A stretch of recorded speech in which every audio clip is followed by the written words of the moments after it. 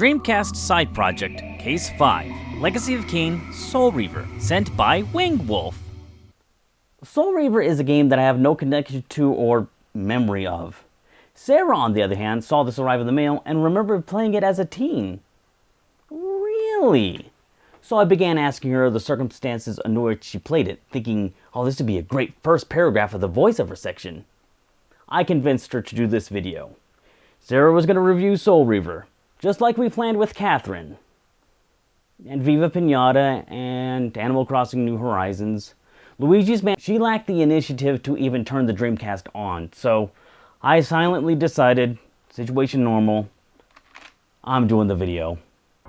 IDOS? Damn, haven't thought about those guys in a while. Crystal Dynamics. Don't they make form building software? Oh, no, that's Crystal Reports. Blood Omen, Legacy of Kain, what? Which one am I playing? I had to turn from the TV and give it the old Wikipedia pass. I'm still really confused, but there seem to be two lineages here running between Kain and the Soul Reaver. Silicon Knights kicked off the series, and Crystal Dynamics ran off with the series. I think I'm actually starting in the second game. Well, I'm sure this will not affect— Who's Kain? Who's Raziel? What are these guys? Why would you do that? Who's talking? Help me, Wikipedia. Oh, they're vampires. But what about the sun? Oh, never mind. And I know who's talking. That's Tony J. Rest in peace. My generation probably knows him best as Claude Frollo in Disney's The Hunchback of Notre Dame, likely the worst movie the animation studio ever put out, and wildly inappropriate for kids. However, I remember him best as the disembodied voice in the old Mazda commercials. He would say the car models like 626.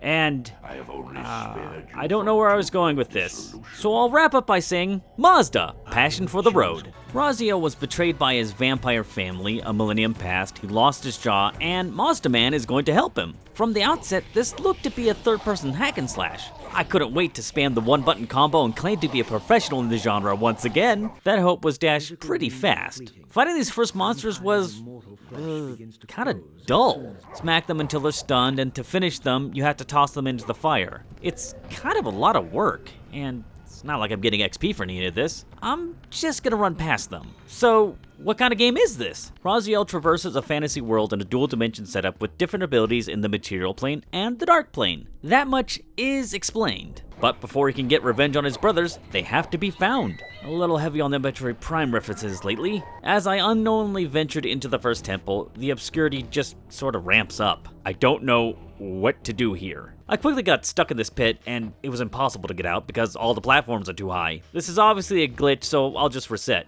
Oh, no, don't get up. I'll do it for you. No matter where you save the game, you'll always start up in Mr. Mazda's living room. But at least I'm out of the pit, and I can take another chance at jumping across. About 10 resets later, I was thinking, okay, seriously, I gotta find a way to climb out of this pit. This was an important moment with my time in Soul Reaver. A game initially released in 1999 certainly doesn't fall under the moniker of Nintendo hard, but I do recall this was an era where not everything was explained. Some aspects just don't have a tutorial. I know this because I was there.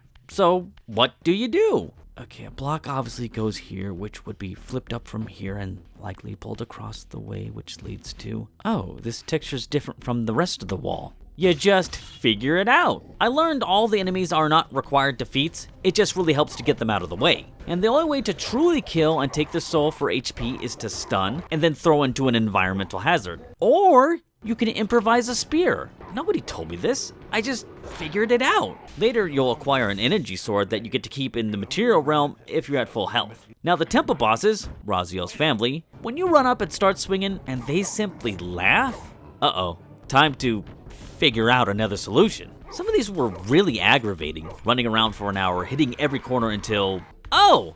I got it! Absorb your brother's souls to gain new abilities and explore previously inaccessible areas. There's space here for another Metroid reference. So, really, what kind of game is this? Well, hack and slash it is not.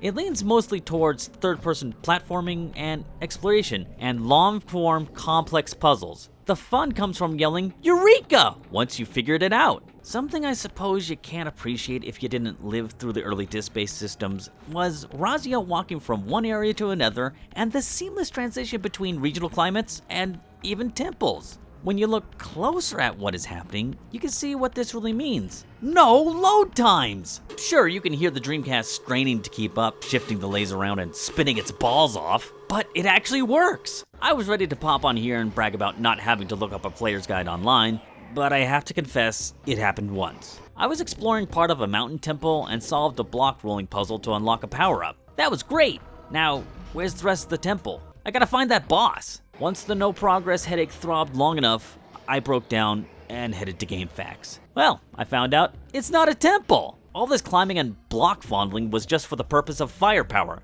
Now, turn around and find the next actual temple. Fine, I guess that proves my point about seamless environments, but I solved a very extensive engineering puzzle to power a lighthouse just to get a power that I never used. For real! Hacking and slashing is such a minimal part of the game, it was just simpler to bounce into the Dark Realm and heal whenever things got dicey. Throughout the entire experience, this thought always came back to me. Geez, a map would have been nice. Before we try to find a reason to make this okay, The Legend of Zelda has maps. Holding an entire video game's world in your head is not highfalutin design. I guess this plays into the just figure it out mindset. And to that point, I guess I have to thank Wingwolf for allowing me to look back at a complicated platformer. As you well know, I don't fall apart with melancholy over old video games. I certainly don't want to continue in the mindset of guessing until I get it right, but it felt good working through Soul Reaver, up to the very end. The very end. Not only did Wingwolf send me a game that was mid-series, it's also a cliffhanger. Wow. I feel like I just watched the Two Towers not knowing why they're headed to the mountain, or if they ever got to the mountain. When I was looking up the series and researching some of the monsters of Soul Reaver, I did read some favorable reviews. One of them used the wording, "for the hardest of hardcore gamers." Aha! I feel like I can wear this game as a badge of honor, and use it the next time I have to defend my opinion of Doom Eternal. I also read that Silicon Knights and Crystal Dynamics were bickering before release, and Silicon Knights sued them for using the source material for Blood Omen. What? But it's the same series. God, what a bunch of sue-happy Canadians. We all know how that kind of behavior sealed their fate. Did you know this was originally a PlayStation title? I didn't. Thank you, Internet. It seems to be a favorite of many, and how Sarah played it. Rather than finding a PlayStation copy, I have a bit of an ace up my sleeve. I have this Raspberry Pi. Or do I call it Retro Pi? Or is it an Odroid? Or Retro Hub? Or Emulation Station? I actually don't know what I have. I came across this when I was once again trying to find a portable Nintendo 64 for resale. Anyway, among the PlayStation ROMs that were included, Legacy of Kain was there. Look what's just below it. Well, I guess it's what I expected. Dreamcast had some textures updated and some not updated. It's also not a good comparison when one version is super upscaled. Man, I don't know how my PlayStation friends did it. This isn't me looking at old technology. Let me remind you, I was there. This render is just wrong. All I knew was, when I played GoldenEye, the background didn't just shake for no reason. And that, I suppose, is what led me down the path of becoming a Nintendo fanboy.